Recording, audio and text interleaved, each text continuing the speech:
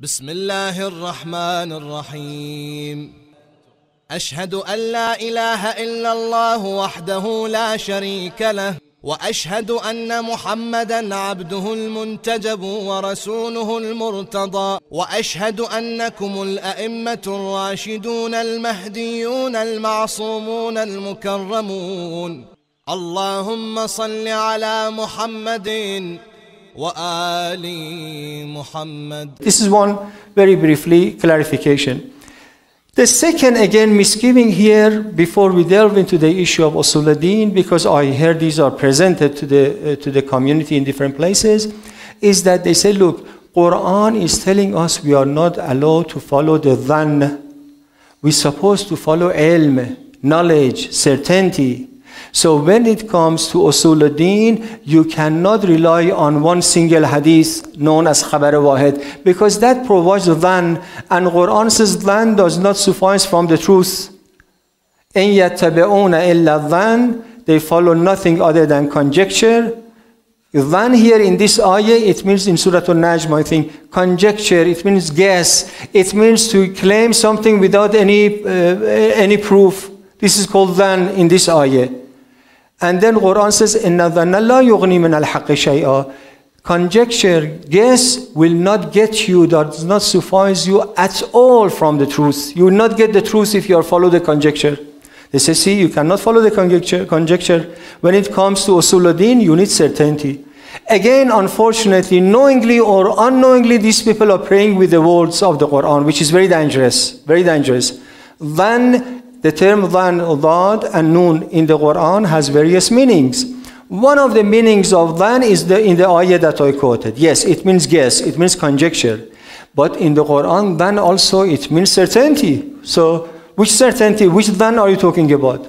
An example, Surah Al-Qiyamah. وَظَنَّ أَنَّهُ الْفِرَاقِ. Dhann, in this ayah, it means certainty. It's about the dying person. He or she is in the dying bed and now is certain that that's the end of it. It's the time for departure and separation. See, then the term then in two different ayah with two different meanings. I'm mentioning this because my intention, inshallah, by the grace of God this year, is to share with you keys so that make sure that no one plays with our intelligence, using or abusing the words of the Quran. Quran is a collection of several or thousands of ayat of the Quran. If someone singles out an ayah and tells that this is what Islam says, hey. Quran has over 6,000 ayah. I have to cross-examine this ayah against all other ayat to make sure you are not taking it out of the context. The dhann that you have heard our scholars, they say, like for example, fuqaha in fiqh, they say that I have reached the dhann. Ayatollah Sistani, Hafidhullah, for example, and all other esteemed marajih. After more than half a century of dedicating their life, they reach independent research. He is issuing a thesis called Risala Amaliyah. And the basis of Risala Amaliyah, when he gives a fatwa, the background of it is this, that this is what my dhann has led me to. And whatever my dhann has led me to is a proof between me and God, and therefore I'm allowed to share this with you to follow if you wish. But dhann here, when Ayatollah Sistani and other maraj are talking about, it means like a valid, confident proof. Not conjecture, astaghfirullah. It's not that a marja is guessing the law of God and writing a thesis. You don't need 50 years. People who just from the top of their tongue, they say something and they want to argue with very eminent scholars, they are following the conjecture. Otherwise, our esteemed marajih, they spend all their life researching, and then why they don't say yaqeen, I tell you now. And these people that they say, you in usul al-din, you need yaqeen, impossible to have yaqeen in deen. You know why?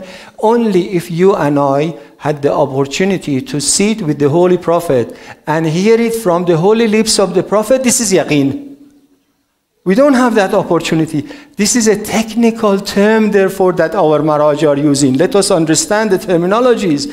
That's why they don't say, I have yaqeen about this rule. They say, I have dhann. Dhann here, it means ithminan. I have confidence. I'm confident due to my research as an expert that this is the law of God to the best of my knowledge. And this is, of course, valid proof.